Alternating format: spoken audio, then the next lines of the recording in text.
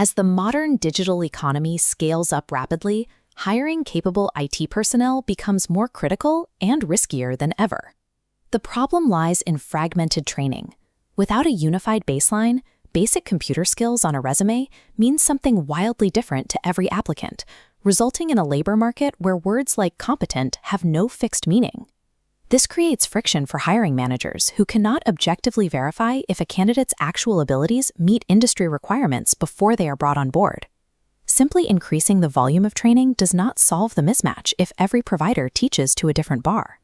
Closing the skills gap requires a single, standardized blueprint that defines exactly what professional competence looks like. In Bangladesh, that blueprint is developed by the National Skills Development Authority, or NSDA. Their mission is to expand the country's skilling capacity and strictly enhance an individual's employability through qualitative certification. This document is the competency standard for computer operation, Level 3, in the ICT sector. The standard functions as the master architecture for the country's digital training. It dictates how curricula are designed, how teaching materials are written, and how assessment tools are built across both public and private institutions.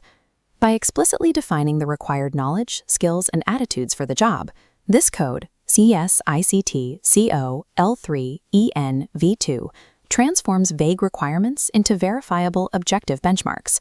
The standard is built on 3 pillars, organized into discrete units of competency requiring specific training hours. These are divided into generic, sector-specific, and occupation-specific units. The first pillar requires 20 hours of training focused on carrying out communication with clients.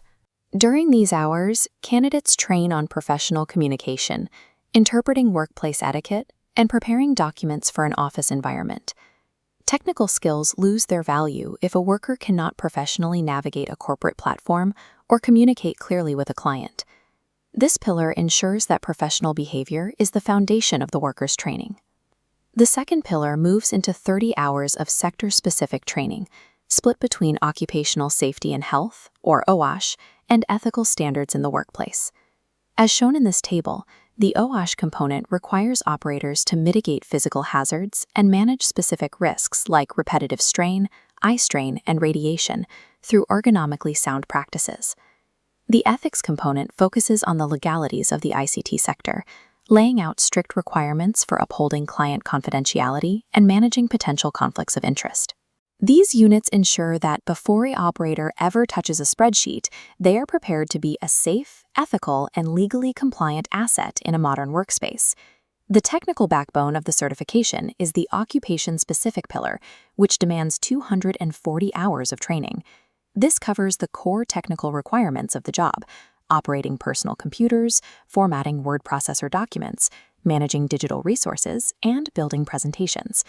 To understand the depth of these requirements, the unit on preparing a spreadsheet alone requires 70 hours of specialized training. This time commitment ensures the operator moves beyond basic usage. They must be able to apply complex formulas, perform data manipulation, and implement workbook protection to ensure the data remains secure and accurate. The standard even mandates specific underpinning attitudes. This table identifies required traits like attention to detail for file organization and a problem-solving mindset for addressing technical issues independently. This granular detail prevents superficial learning. It ensures every certified operator can handle real-world digital data without needing constant supervision. However, training is only half of the requirement. Participation in the 300-hour curriculum does not equate to certification. As outlined here, candidates must prove their abilities through 3 distinct methods: written tests, practical demonstrations, and oral questioning.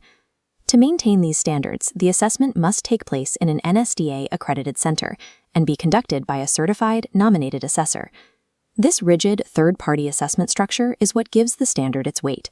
It ensures that an NSDA certificate is a reliable, objective signal of skill to any employer in the country. For the candidate, the result is a recognized qualification under the Bangladesh National Qualification Framework. This framework provides a clear quality guarantee for the private sector, allowing companies to hire based on standardized evidence rather than guesswork. The standard replaces unstructured potential with a workforce where every operator is measured against the same verifiable criteria, creating a reliable pipeline of talent for the country's growing digital economy.